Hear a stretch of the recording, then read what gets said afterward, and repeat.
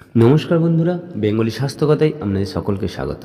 প্রতিবারের মতো আবার একটি নতুন ভিডিও নিয়ে হাজির হয়েছি আমি পুষ্পেন্দু, এবং আজকের সবথেকে ইন্টারেস্টিং একটি তথ্য নিয়ে হাজির হয়েছি।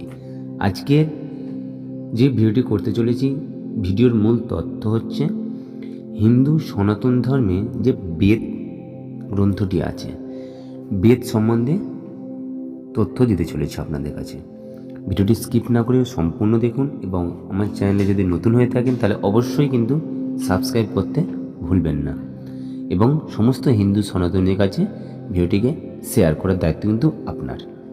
প্রথমে জানব বেদ কি। বেদ হলো প্রাচীন ভারতের শ্রুতি সাহিত্য এবং হিন্দু ধর্মের সর্বপ্রথম ও প্রধান ধর্মগ্রন্থ।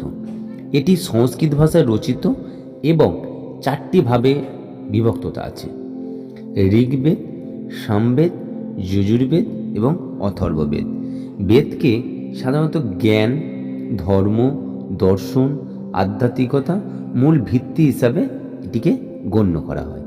এবার জানব বেদ কী ধরনের গ্রন্থ। বেদ হলো ঈশ্বর প্রদত্ত, কোনো মানুষ প্রদত্ত নয়, এবং শ্রুতি মানে শ্রবণ দ্বারা প্রাপ্ত যে জ্ঞান। এখানে মূলত স্তব, মন্ত্র, ব্রাহ্মণ সাহিত্য নিয়ে গঠিত, যেখানে বিভিন্ন দেবতা স্তব, যজ্ঞবিধি, দর্শন, উপাসনা পদ্ধতি এবং আধ্যাত্মিকতা জ্ঞান এবং চিকিৎসা এবং বিভিন্ন রকম জিনিস দিয়ে এর আধ্যাত্মিকতা বিধিত রয়েছে। এবার জানব বেদ ধর্মগ্রন্থের পরিচয়গুলি। প্রথমে জানব ঋগ্বেদ।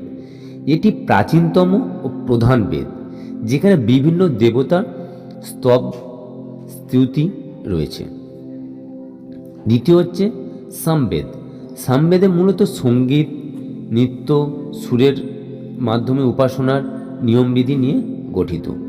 যজুর্বেদে যজ্ঞ ও ধর্মীয় আচার অনুষ্ঠানে মন্ত্র এবং পদ্ধতির ব্যাখ্যা রয়েছে, এবং অথর্ববেদে এটিতে জাদু টনার, চিকিৎসা, আধ্যাত্মিকতা জ্ঞান এবং দৈনিক জীবনের নৈতিকতা আচরণ সংক্রান্ত বিধান রয়েছে। এবং এই 4টি বেদের মধ্যে এমন কোনো তথ্য নেই যেটা আমাদের এই পৃথিবীতে প্রয়োজন নেই বা পৃথিবীর বাইরে আছে। আপনি সব কিছু তথ্য কিন্তু এই 4টে বেদের মধ্যে পেয়ে যাবেন। যেমন কি এই দেখুন না, যখন এখন মানুষরা কত ইঞ্জিনিয়ারিং পড়ছে, ডাক্তারি পড়ছে, এই সব তথ্য কিন্তু বেদের মধ্যে আছে।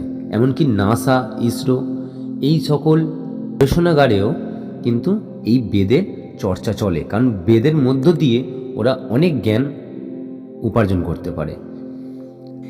এবার জানব এই বেদ পড়া কেন উচিত আমাদের। আধ্যাত্মিকতা জ্ঞান। বেদ হচ্ছে ঈশ্বর, আত্মা, ব্রহ্মাণ্ড এবং ধর্মের প্রকৃত স্বরূপ সম্পর্কে গভীর জ্ঞান দেয়। দ্বিতীয়ত নৈতিক ও সামাজিক শিক্ষা দেয়। এতে মানব জীবনের মূল নীতি, সত্য, ধর্ম, কর্ম ও মোক্ষ সম্পর্কিত জ্ঞান রয়েছে। এবার জানব বিজ্ঞান ও দর্শন।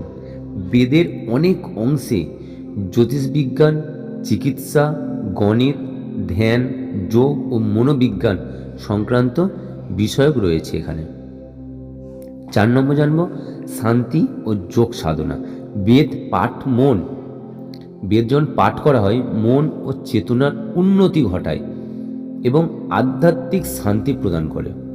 5 নম্বর হচ্ছে সনাতন ধর্মের মূল ভিত্তি।